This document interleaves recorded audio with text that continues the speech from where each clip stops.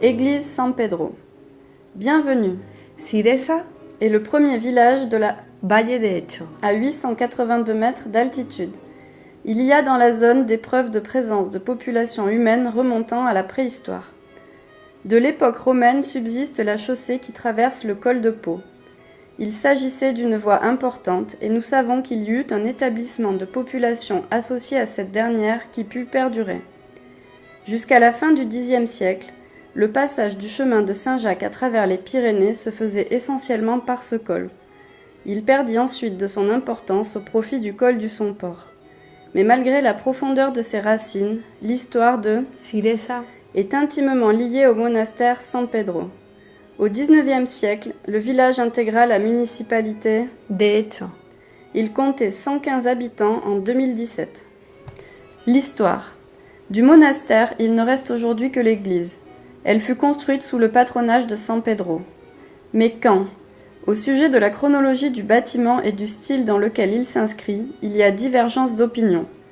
Le débat se situe entre ceux qui affirment qu'il est de style carolingien et fut bâti au IXe siècle, et ceux qui affirment qu'il est de style roman et bâti au XIe siècle. Le dernier travail réalisé soutient que la seconde hypothèse est la bonne. L'église que vous avez sous les yeux est romane du XIe siècle.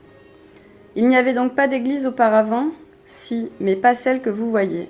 En l'an 833, le comte Galindo Aznárez I. donna des terres pour ériger le monastère. En l'an 848, San Eulogio de Córdoba. en visitant le monastère, fut surpris par la bibliothèque et les nombreux moines qui étaient alors présents. Il écrivit à leur sujet. Ces moines, presque plus de 100, brillaient comme des étoiles dans le ciel. L'expédition de Almanzor. contre le royaume de Pampelune en 999 provoqua le dépeuplement de plusieurs monastères en Aragon et en Navarre, avec parmi eux le monastère San Pedro de Siresa. À la fin du XIe siècle, le roi Sancho Ramírez. établit dans cette église qu'il a nommée Chapelle Royale une communauté de chanoines réguliers qui suivent la règle de saint Augustin.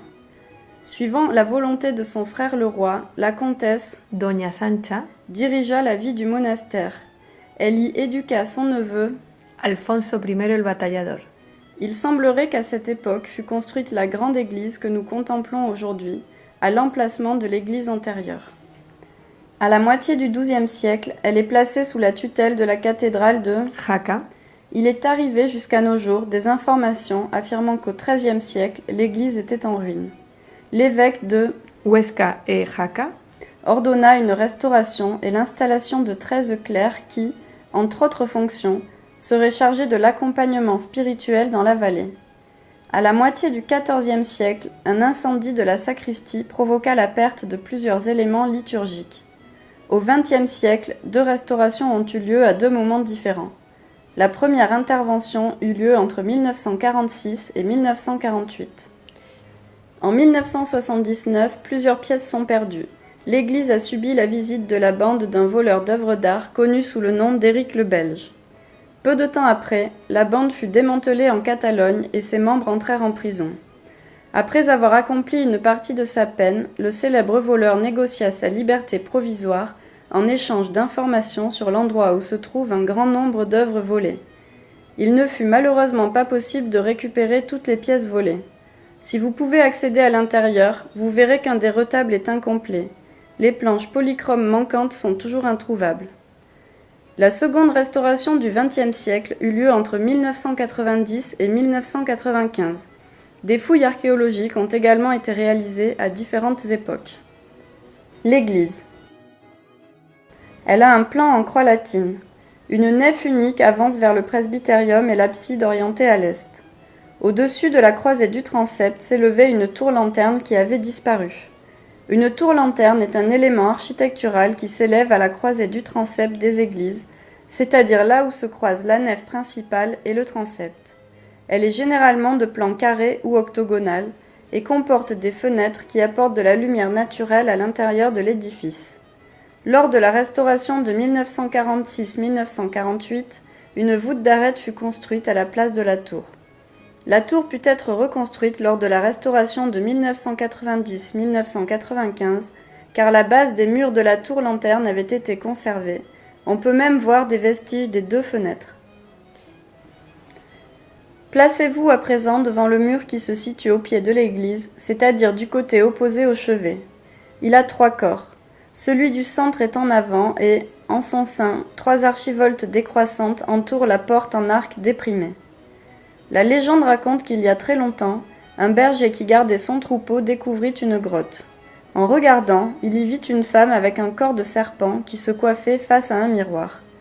Elle était entourée par une grande quantité de trésors qui brillaient malgré le peu de lumière. La croyant distraite, il se glissa à l'intérieur sans faire de bruit, prit un calice qui resplendissait plus que les autres objets et se dirigea précautionneusement vers la sortie. Quand il fut presque dehors, la femme sentit sa présence, se retourna et vit l'intrus emportant le calice.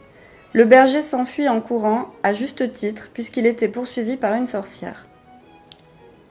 Quand elle fut à 2 doigts de l'attraper, il arriva devant cette porte. Il demanda à San Pedro de le laisser entrer et de lui offrir sa protection.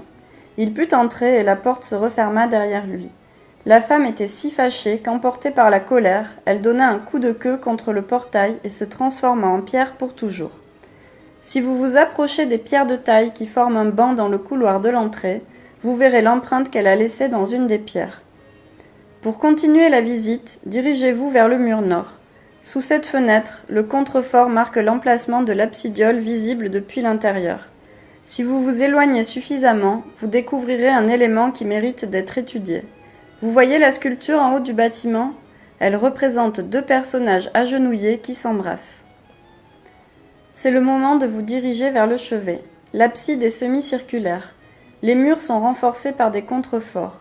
À la hauteur de la base des ouvertures, leur forme est modifiée. Pour continuer, vous devez contourner l'église en déviant légèrement par la rue d'en bas. Quand vous êtes presque au pied de l'église, tournez à nouveau légèrement à droite pour vous approcher du mur sud. Il est l'accès actuel au bâtiment. Si vous pouvez le visiter, n'en manquez pas l'opportunité. Intérieur. La nef est divisée en 3 pans par des arcs doubleaux. Elle est couverte d'une voûte en plein cintre, tout comme pour le presbytérium, les bras du transept et la croisée. Mais, en parlant de la croisée du transept, vous vous souvenez qu'elle accueille une tour-lanterne ? Vous avez vu à quoi elle ressemble vue de l'intérieur ? Nous supposons qu'à l'origine, elle put avoir une voûte hémisphérique. Depuis la dernière restauration, c'est la voûte en plein cintre que vous voyez. À gauche, au pied de l'église, se trouve la tribune. En vous approchant, vous y verrez 2 fonts baptismaux. Le plus simple semble d'époque romane, on dit qu'il servit au baptême de Alfonso I el Batallador.